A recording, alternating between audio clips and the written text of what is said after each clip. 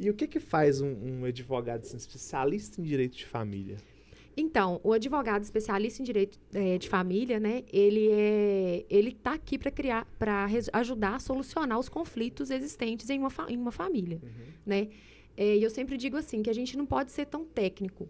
Muitas vezes a gente engessa muito em cima do que é a lei, mas a gente não pode levar tanto em consideração em se tratando em direito de família. Uhum. A gente tem que entender as necessidades, as especificações, as particularidades de cada ser dentro daquela família.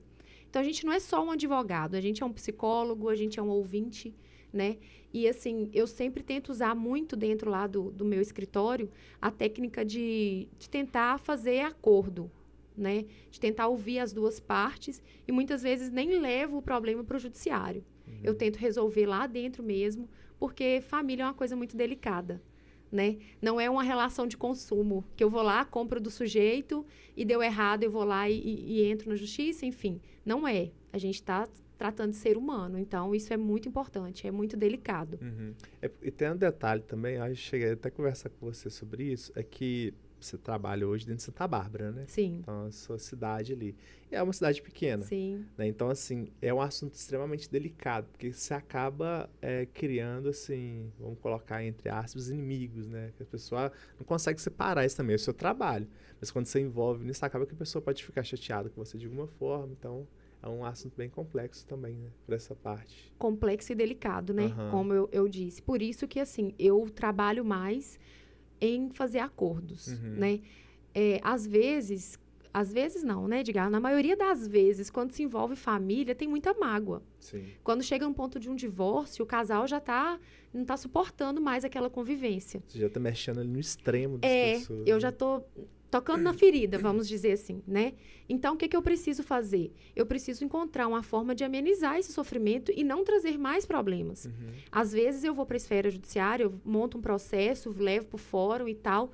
O juiz não tem aquele contato que eu tenho com as pessoas, né? É bem técnico. Ele precisa ser técnico para ele fazer o julgamento. Mas eu posso ser humano. Lá, basicamente, ele não enxerga o humano, ele só vê ele tem os que dados ele não conhece as pessoas, Uhum. né? Como você disse, Santa Bárbara é uma cidade pequena. Acaba que a gente conhece muito as pessoas.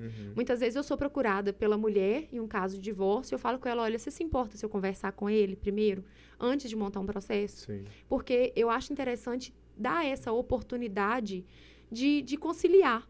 Não para um retorno, mas para que seja feito esse divórcio de uma forma em paz, né? De maneira que não vá trazer mais estragos para essa família. Vamos colocar assim, o seu direito, vamos colocar assim, um pouco mais humanizado. Então, Isto. Eu sempre priorizo o atendimento humanizado. Eu acho que, assim, o ser humano primeiro, em primeiro lugar, né? E especialmente em casos de família, né? Porque, assim, é muito importante uma família. E um divórcio, muitas vezes, envolve filhos, envolve bens. E aí, como que você vai ficar vivendo aquele conflito o resto da vida? Não tem como. De uma forma ou de outra, vai ter que ter um convívio ameno entre as pessoas envolvidas, né? E o que acontece? Eu acabo advogando para as duas partes. Quando eu faço um acordo, eu sento com um, com o outro, ouço um e outro, faço essa conciliação dentro do escritório mesmo. A gente faz o termo de acordo, é judicial, porque ele é homologado pelo juiz, tem a sentença, mas eles não precisam nem se deslocar até o fórum. Não tem o desgaste de uma audiência nem de conciliação. A gente encerra ali mesmo, né? Isso tem ajudado muito. Bacana, porque tem alguns advogados que geralmente só vê as pessoas já quer como litígio, cifrão, né? Não, vai ver como cifrão. Ele não quer Uhum. nem saber dessas relações pessoais, aí é complicado. Cara, deixa eu te falar, a gente montou uma pauta, e essa pauta, assim, eu peguei as perguntas geralmente mais frequentes lá dentro do Google, por exemplo, em relação a esse segmento do direito de família.